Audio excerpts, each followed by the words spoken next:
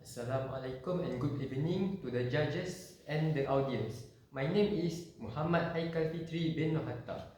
Today, I wish to talk about a topic which could affect us in the long run and could bring our society to ruin if ignored, called the roles of youth during the normal era.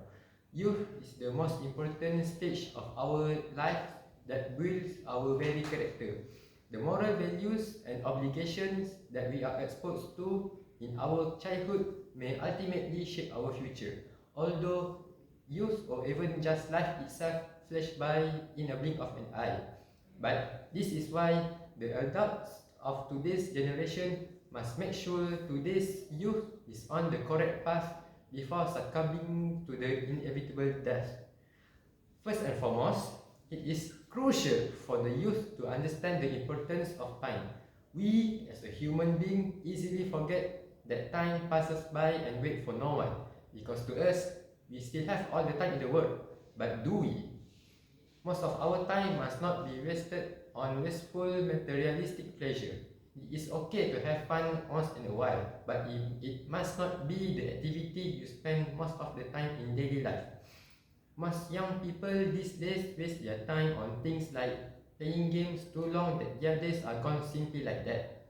This must not be the case, and instead, the youth should study even just for an hour or two a day. This is so that the youth may become knowledgeable to prepare them for the future and make important decisions in their life themselves, because the adults will not be with them all the time. Other than that, it's usual for youth today to not have good morals in them because the lack of self-awareness. This means that the youth must learn more about moral values and apply it to themselves.